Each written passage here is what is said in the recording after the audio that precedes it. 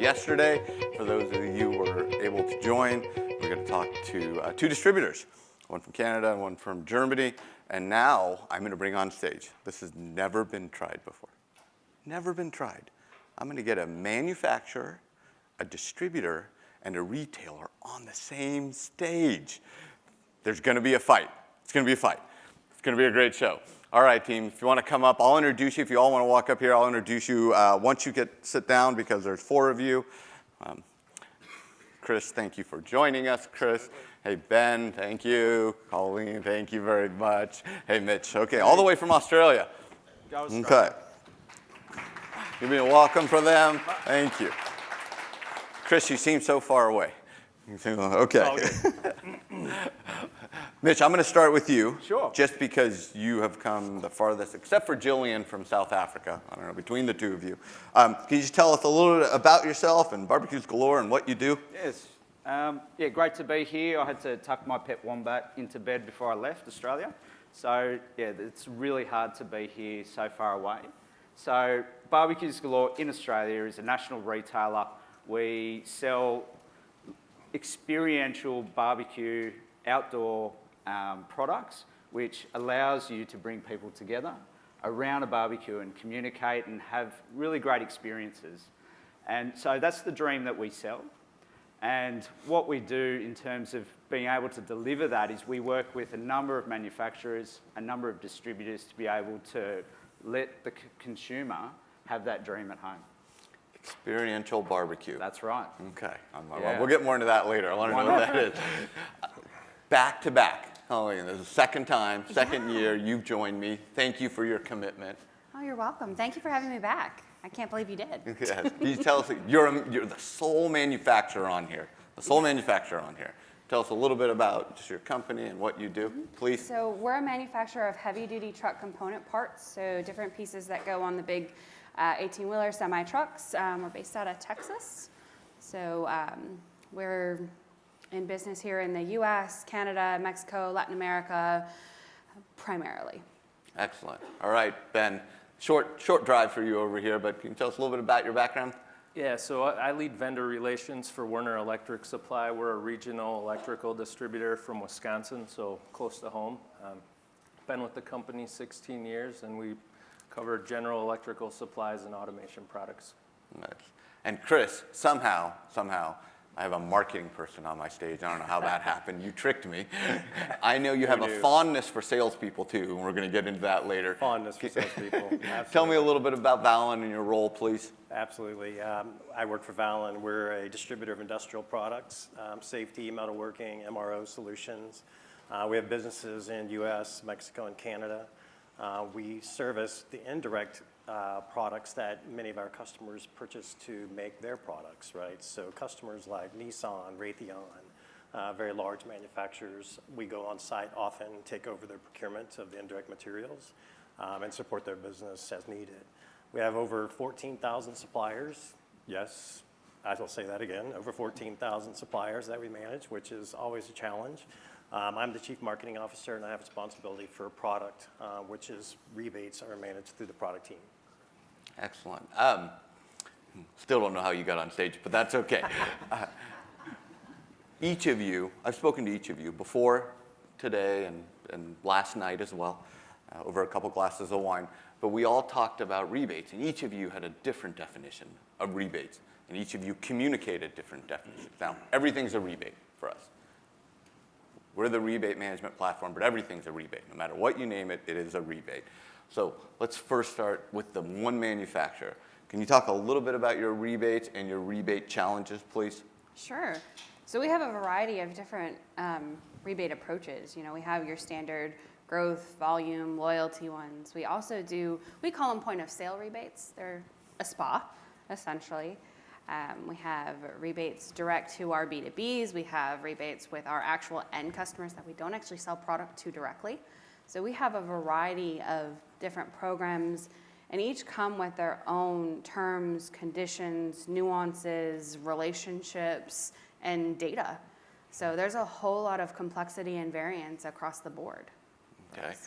Now, are those complexions and variants because of distributors? Some of them are. You know, each distributor is unique, just like for your distributors, each manufacturer is unique. So we are trying to build relationships with each one, and each one has different needs. So we're really trying to build relationships and build out the program so it's benefits for both, which means each program is unique. There's a base, but each one we're looking at where is the goal, what is the growth opportunity, and trying to make sure we're beneficial for both sides. Chris, you talk about 14,000 suppliers or something ridiculous like that. Yes. Do you really have that many? We do. Okay. Well, Shockingly. Not all with rebates, though. We have work to do there, certainly. can you just talk a little bit about your challenges and how you interact with all those suppliers and how you're using your different rebates? For sure. I joined the company 4 years ago, and rebates really weren't a focus, believe that or not, and it was really not organized of how we manage supplier rebates. We were recently acquired by private equity, and as those of you who may be owned by private equity, certainly EBITDA contribution is what it's all about, and rebate plays a very big part of that. So we manage rebates from transactional to growth. We have many spas. We also manage MDF co-op dollars, which we also call rebates. It's all things that drop to the bottom line, certainly. Recently, we joined affiliated distributors. As you know, Jerry, some of you heard our speaker earlier this morning talk a little bit about AD. That was our initial introduction to getting ourselves organized around rebate management. And that was also the entree to meeting you guys to provide us tools that we can finally actually manage and grow. And as a result of using tools like yours, we have grown significantly in the last year with our rebate attainment. Every rebate's different. There's not a single one the same with the suppliers that we have them. So having a tool like yours is really helping us manage that and manage it correctly. Are you creating most of these, or are you getting them and modifying them, or are you doing both? Both. We inherited what we had originally had received and had contractual agreements with, and my team has been assigned to go maximize those where we can for the partners that make sense.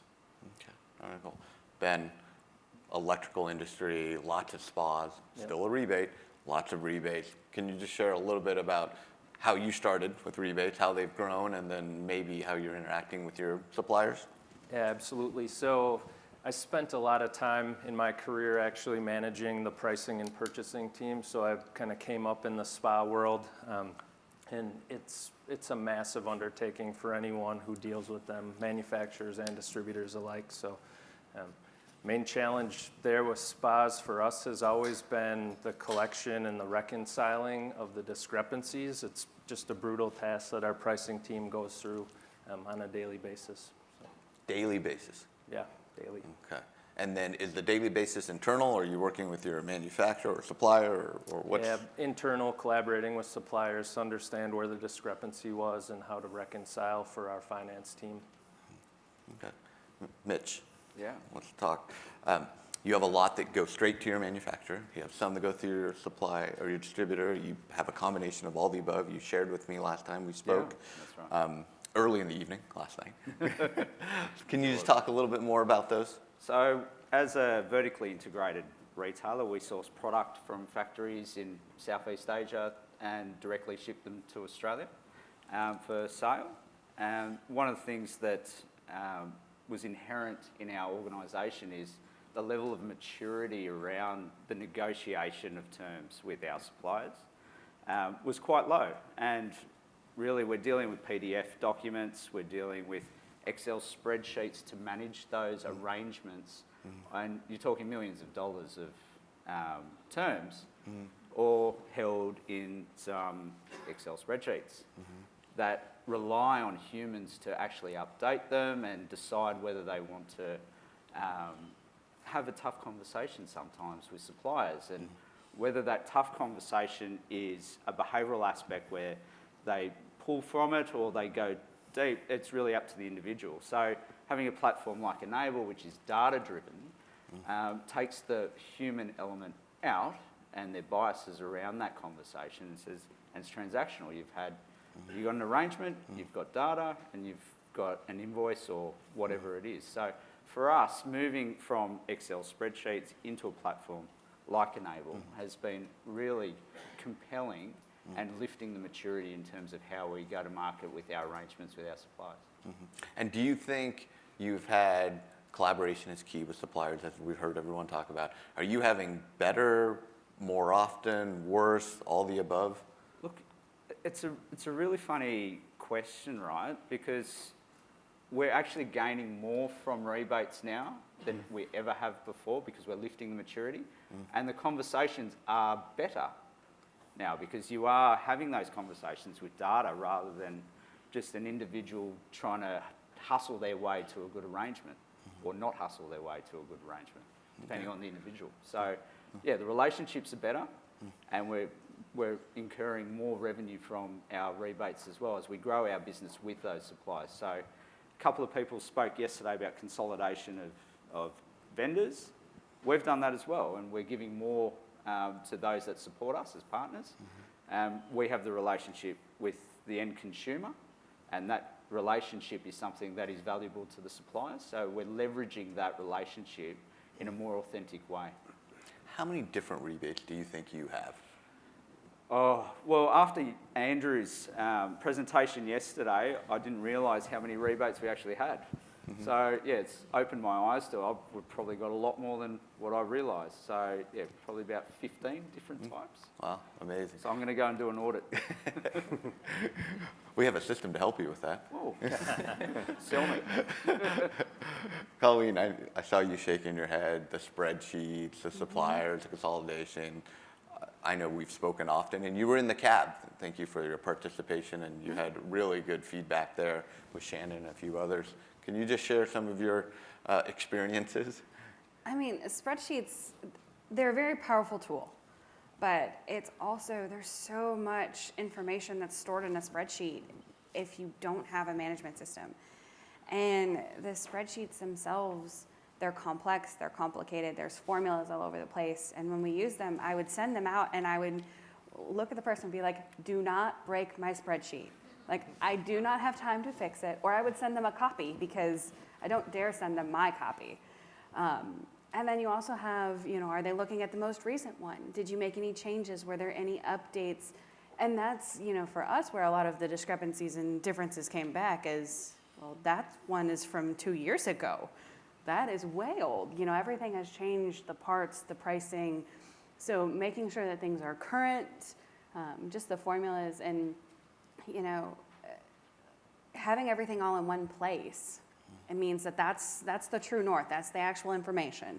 There's no more, well, I had this in this folder and this in this folder, and everybody can find it. If someone's out of the office, you know where it is. It's not stored on someone's desktop, OneDrive, file cabinet. We had one of those at one point.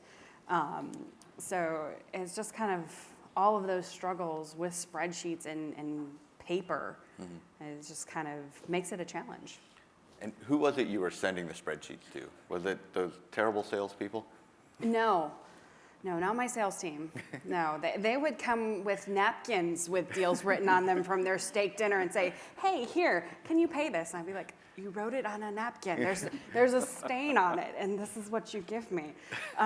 Or they take a picture of it on their cell phone, except you can't actually read the picture. Okay. Those were great. So going away from all of that, but the spreadsheets, you send them to finance, you send them to product managers to review, to look at their margins, are you really paying attention? And we send them to our distributors with the actual program, and this is how you calculate it, and we had formulas and everything built in the back side of it, and it's just a lot of mess, a lot of emails too. And would the distributor normally agree with all the calculations, the formula, everything, just say yes and reply yes? So that's one of the things about being the manufacturer is sometimes here is the program. We've already negotiated, we've worked with the retailers, and it always is a discussion, but this is the program, this is the opportunity, let's talk about it. The calculation's already in there. So as long as you put the part number and the quantity, it will do the rest. So. Ben, have you gotten a lot of spreadsheets? Yeah, we've actually gotten away from them. So Colleen's spot on. Not having that true north or that source of truth for rebates was always a challenge for us. And then, like in a role when you're working with vendors and trying to be strategic in negotiating new programs, every minute you're spending in a spreadsheet, updating and working in there, is less time you're being proactive and really expanding that relationship and partnership with your vendors.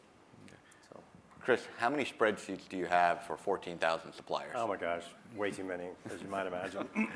Trying to get them all on one is really a very difficult challenge. And my experience has been is the spreadsheets that we're managing, the rebates, were generally created by the accountants. And nothing against the accountants at all in the room, but you all have your style and your way of managing your spreadsheets. And you're picking on me because I'm a marketing guy, but a marketing guy looks at things very different. And I was constantly confused. I'm like, what is this telling me, right? And then you would lose that accountant, and then they would be replaced by someone else. Well, they wanted their version of a spreadsheet. So we're still in spreadsheets today, as we just have launched your tool within the last few months. So getting away from that is definitely the goal.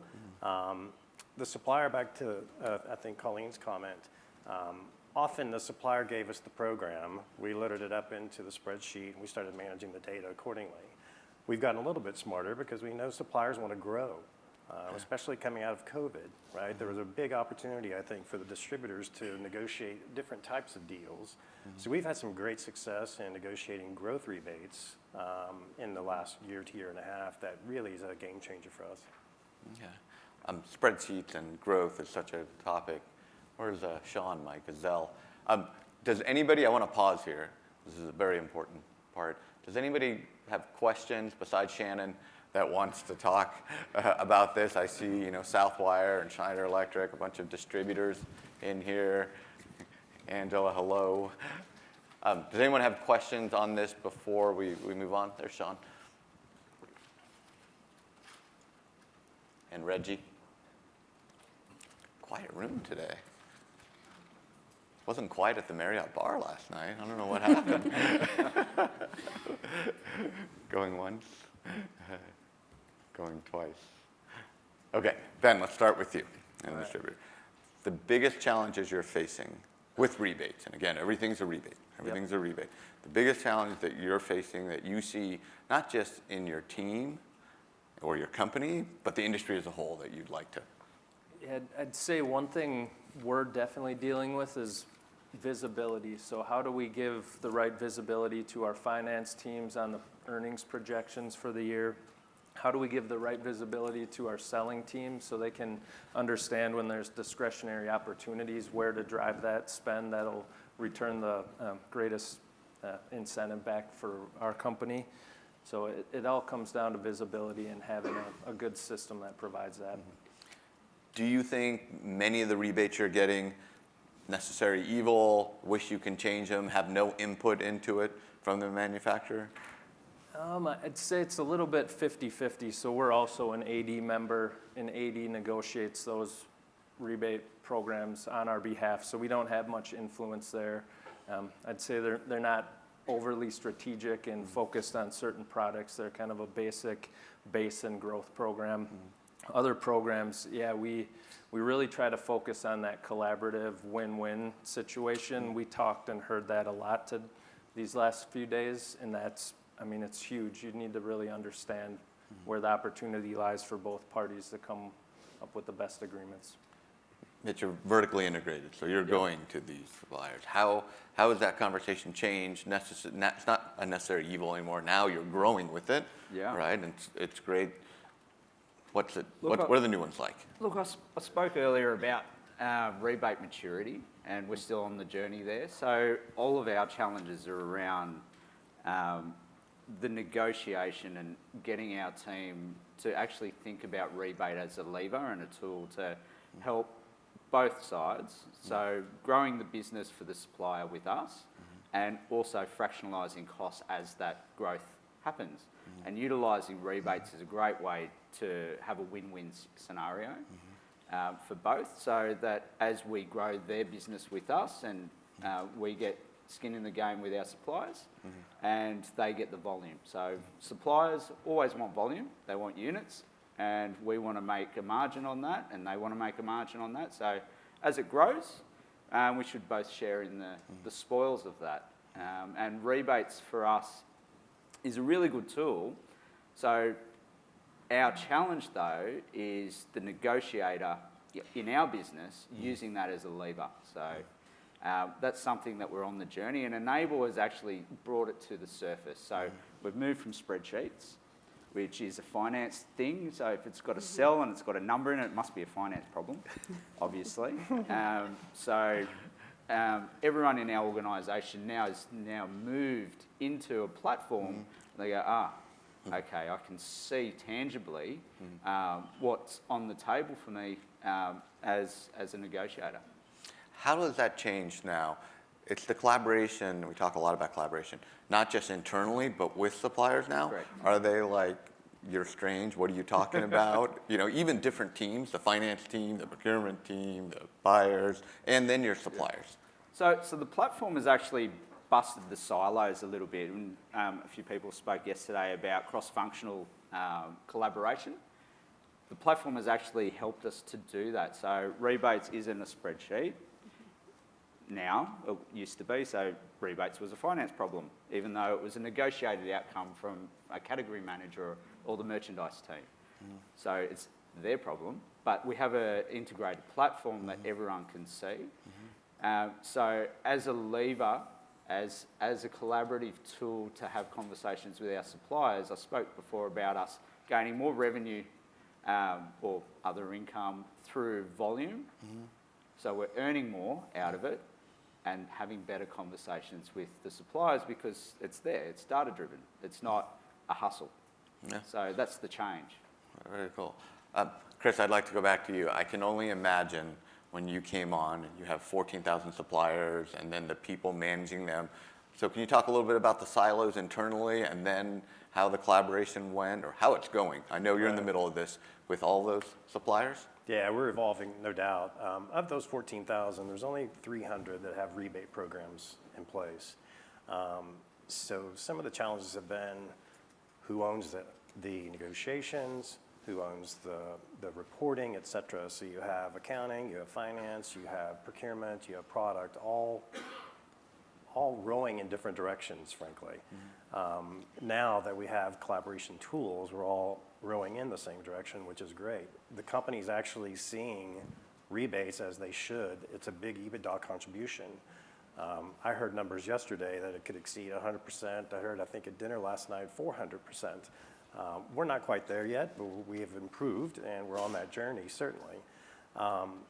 Some of the challenge, the biggest challenge that I have is getting my sometimes lazy salespeople to convert to the suppliers that have rebates, right? Because today, I'm embarrassed to say, but 60% of our business, of our sales, are with suppliers that don't have rebates. Oh. Because sometimes these lazy-ass salespeople, and I'm sorry if there's some in the room, are going to take the path of least resistance, and when they book a new deal, they're going to just start purchasing from who the customer was purchasing from before, and we then have to go in behind and do a whole conversion exercise, and that's not easy to do, right, when you're trying to herd 250 sites and multiple salespeople around just the U.S. alone. But we're making progress there. Again, we're using tools to help us actually do the conversions. We don't share, though, with the sales team the rebate structure or strategy. So that's not part of the negotiation ever. So it's something that we keep behind because truly it is an EBITDA drop through and it's been a successful one. So that's, just that sales strategy structure, that's a work in progress, is to continue to get them to really understand the value without them wanting to get the credit and the money themselves, right? SPA's a different deal, right? SPA's a different deal. SPAs are, in the most cases, used in almost every customer opportunity. So they do, of course, use that lower cost and then put their margin above that to be able to go book the deal. But we're improving. Still work to do, no doubt. Salespeople are lazy all the time, not some of the time. Come on, come on. I was a sales guy for 25 years, so I know. be careful. I was fortunate enough to be sitting next to you for a little bit at dinner last night, and you and Angela from Rexel were talking, and you talked about sharing margins or not sharing margins with salespeople and why not, which the rebate, because how can you give or not give a rebate and a deal if you don't know what the margin is. So can you just elaborate a little? And then Colleen, I know you love salespeople too. So Yeah. Favorite. I'll tell you one of the things that has worked is we've changed our compensation strategy for the sales organization, and they're paid on gross margin dollars.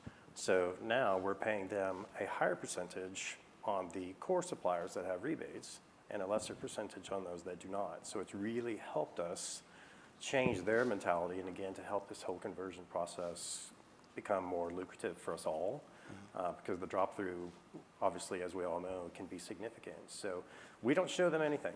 They don't know the rebate structures whatsoever. You asked earlier, who do you share your spreadsheets with? Not the sales team. Okay. It's within the executive organization and accounting and a product team, and that's it. Okay. Colleen? I was going to say, historically, we haven't shared any of it. We've kept it very commercial product finance. And we are starting to recognize that our sales team is there to help, and they can only sell with what they know. So I'm not saying we're sharing every single detail, but there is definitely more communication and more being open. And, you know, for us, it's taking a long time to get there. It really is. And I think it's, you know, very historical, very what we've always done, and it's uncomfortable to make those changes. And so we're making them slowly. We're being very structured and, okay, this is what we're doing, and this is why we're doing it, and this is the effect. So it's really like, okay, so here is the change. Are we seeing what we were hoping to get from that change? And it comes down to trust. I mean, they are the company's employees. Do you not trust them with the information? Of course not. Right? They're salespeople. Right? I mean, Come on. how do you answer that question? So I mean, I think it's a change, especially for us. And I imagine other companies are in the same boat of, you know, that partnership is internal as well as external. So making those changes and seeing what information is beneficial for them to do a better job for the whole company. How many people share all the rebate information with all their salespeople? 1, 2, 3. Okay, Oleg, I want to hear some questions. We knew that idea. How many share at least part of it so they know margins? At least part. Angela, hello, Shannon, okay. And some people, and the rest of you share none, just nothing. Isn't that a silo by itself?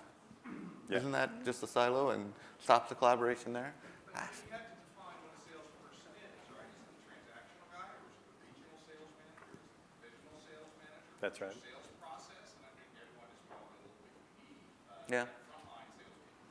Yeah. So that's Ken from Watsco. Hi, Ken. Ken from Watsco. Ken, I think we had one of those napkins that we signed last night and spilled wine on, actually, you and me. It's a good point. So what Ken said, if you did not hear, was do you share it with frontline salespeople, territory managers, channel distributors? At what point do you share? And Chris, do you have an idea of this? Or Ben, sorry. Yeah, no, I was just going to say, you want to give visibility, but you can't get too granular with the details so that it influences their pricing decisions. So you want them to know there's something there, but percentage-wise, it's a slippery slope. So it's eyes wide open. So what, Ben, maybe you can share a little bit about that. So obviously you're calculating different on everything, and you have all these, as a distributor, many different suppliers, many different SKUs, and you want them to sell the ones that produce the most income and rebate for you. Yeah, so one thing we tried, and I'll say it's a work in progress. We're not quite there yet, but we're trying to define a lead line structure where we give kind of a numbering sequence in our ERP. So our customer sales or customer service team, when they're keying in an order, they know, oh, this is a secondary, third lead line, and the lead line should always influence them to the most profitable products that we want them to sell. So that's kind of our way of doing it without giving them too much detail on the why behind it. How often are you updating that? Hourly? Yeah, it's fairly new. We're just rolling it out, but that's one thing is how do we make that sustainable so we can continue to keep it current and give them the right information to make the best decision. So, And Mitch, Yeah. like, what do you do with those crazy salespeople in Australia? Salespeople, I hope I don't offend anyone, but they're bubbles and fluff, right? Bubbles and fluff. Bubbles and fluff. Can someone translate What's that? bubbles and fluff from Australian to American English for me? Bubbles and fluff? What's that mean? It means that they're all about providing the customer what they think they want and trying to interpret that, right? So let's not get too financial with them. Let's just be transactional. So we even load our COGS. We don't tell them the real margins that they're making. Otherwise, they'll trade it away and discount it, and we'll end up with a whole bunch of fluff and not a lot of margin. So where do the bubbles come in? that's after. That's the experience that I spoke about earlier, right? So, Well, then how do you motivate them or point them in the right direction for what you want them to do? So we've got incentive programs. Okay. So yeah, like an old prime minister in Australia used to say, back the horse of self-interest, because it's always trying, right? So the team member on the shop floor will always be trying if there's skin in the game. So if they sell X, Y, Z, and they know that they're going to earn 50 Australian dollars by selling that, they'll go and sell it.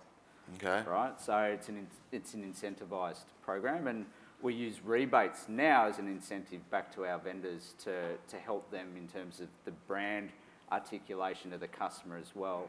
So how we generate volume is pushing that back into the supplier base rather than the team member on the shop floor.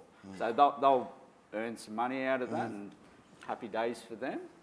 How are you doing that full calculation, though? We don't need to.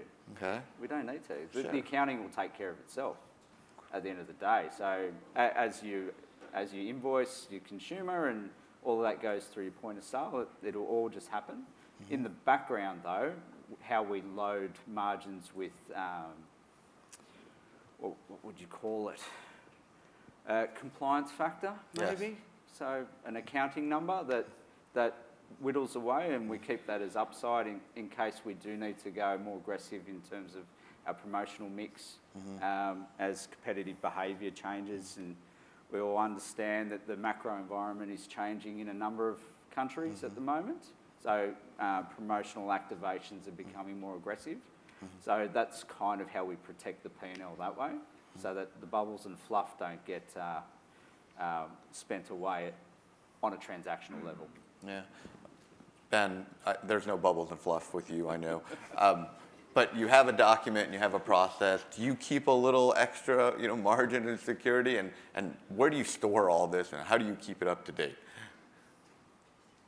Yeah, so there's extra margin going to the bottom line when it comes to these rebate programs. I wouldn't say we store it anywhere or keep it in a margarita fund or something like that, but yeah, it's all managed within Enable for us. Okay. And who has access to it now? 'Cause- Myself, finance, and our products teams. okay. And that's where you stop it, because anything outside of that will break down. Okay. Geez, Chris, I don't know where to begin with you with so many of your suppliers. How do you even begin to do your documentation process, access? It's work in progress still, frankly.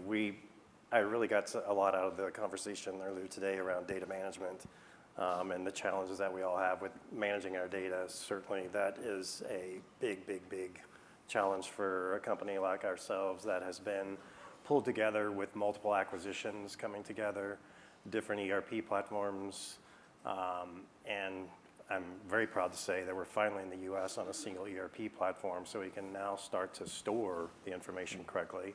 But we have zero governance today on how part numbers are loaded. Taxonomies don't exist, and it's a massive undertaking that now that we're all on a single platform for ERP, this is our next journey is around MDM. So I really got a lot out of the discussion from the gentleman from IDEA this morning, is helping me get ideas, and I would love that if there was an industry association for the industrial supplier businesses that could help manage that. We're not quite there yet, but a tremendous effort is going to be placed there.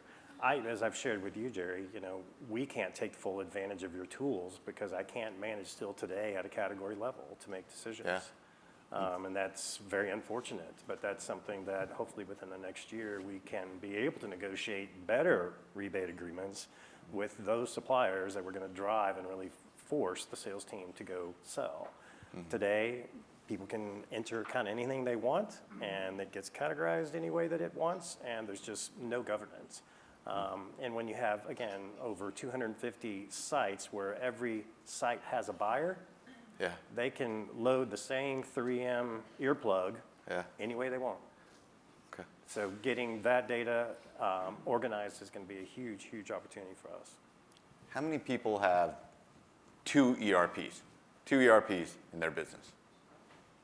Oh, come on, I know most of you, and I know most of you have two ERPs. Okay, how many have three or more? Wow. Jeez. How many have four? I'm just trying to ask. I sold ERP for 20 years. I don't think there were four out there. Okay, how many have five or more? I'll stop at five. Wow. Stop at five. Oh, I don't feel so bad. I'll buy you a drink later. I feel bad for you. Okay. Wow. Down to the category level, and you have a free form. Did any of you three run into this problem? Ben is? Yeah, No. absolutely. I think it's a great opportunity and a lack of visibility around categories within. I mean, it comes out of our data. We need to categorize it better. Starts with a taxonomy, but to negotiate programs around specific categories and analyze and compare is going to be huge. It's a game changer, I think. How about you, Colin? I think it's a little bit different from the manufacturer side. So unlike my distributors, I have only my own product catalog, right?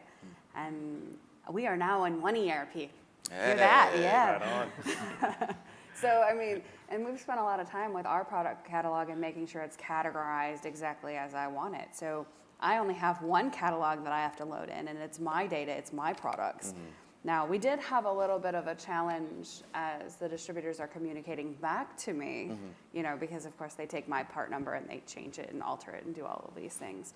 And we've had- Intentionally, of course. Intentionally, yes, to work with their ERPs because they have restrictions and changes. But we've worked around it so that we can still have reporting and everything matches in the end. So I think it's a little bit different for the manufacturer and almost easier in that sense of my product catalog is smaller and my own. I'm not restricted on what I'm given because I'm the one giving the product information. Yeah. We're coming up on time here, and I do have some closing questions for each of you, but I want to make sure we get to any questions. Where's the Giselle there, Sean? Okay. Mark Gillum, weren't you just on stage? What kind of question do you have?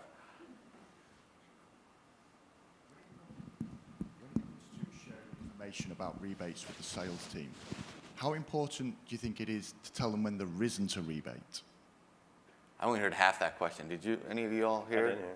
Can you, when it comes to communicating with your sales teams, how important is it to tell them when there isn't a rebate as opposed to when there is? See, if my sales team asks if there isn't a rebate, it means that they're trying to create one. That's what usually that question leads to. Oh, there isn't one? Let's see what we can do. Okay. So. Ben? I think it's a great point, and it is important just to know, no, there are no programs with this supplier. Maybe Same. influence a decision elsewhere, or get them to ask a different set of questions. How about you, Chris? Same. Yeah. Same. Same thing. Mitch? As a retailer, it's none of the sale, like specific to the question. It's got nothing to do with the sales team rebates. It's around our merchandise team who go to market and negotiate the assortment that we have in the business. So they are aware of the rebates, but it's not in the first margin that they're adjudicated on in terms of their performance. That is something that we want to strive towards, though. So it is surfacing that a lot more. So. Okay. Gold star, Mark? Are there any other? Shannon, hi. You're actually going to let me speak. Awesome. Yes. I guess for what's interesting for me when you talk about Colleen's perspective as a manufacturer, what's difficult for us sometimes as a distributor, right? Being a finance person, what's best for the organization overall, right, is the rebate agreements we have in place. But then there are also things that our manufacturers give to our salespeople, right, in terms of sales incentives or whatever, which then incent them in a direction different than what's better for them personally. They may come home with AirPods, but it's worse from for the organization. So that's a sticky situation sometimes, between what's good for the manufacturer and what's good for the distributor. When you talk about I love your definition, Andrew, of everything's a rebate, right? Because it all is changing hands, but there's different incentives. Is that my cue that you're dropping the curtain on me? Colleen, did you hear that? Yeah, and I think it all comes down to the relationship that you have with the manufacturer and the distributor and the other customers and the retailers and the end customers. And being aware of what your goals are, what their goals are, what the salesperson's goal is, because their goal might not be the same either, and just being able to communicate that information and being aware of it. I think there was a presentation earlier that talked about empathy and being aware, and I think it all comes down to that, is understanding who your customer is and how those relationships can benefit each other and working together towards common goals.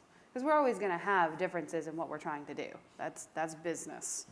But I think there are commonalities that you have to find and work towards them. Very cool. I'm going to ask one last question, just get your last opinion. Thank you all. It's really great. Thank you for coming. I learned new terminology. I learned something from manufacturers. And then, so what I want to talk about, or ask you just your opinion on, is where you see rebates growing. Is it getting bigger? Is it getting more complex? Is it getting more useful, or all the above? Okay, and Mitch, maybe I'll start with you. Yeah, sure. So, look, rebates for us was really a transactional lever for stock. So buying units that we arrange in our stores and sell. Where it's moving to now, though, is on services. And as we increase, and I spoke a few times about consolidation of vendors, but increasing their worth to us. As we do that, fractionalising our cost with them as volumes increase. So think transport providers, logistics, marketing agencies, everything is on the table now. That wasn't before.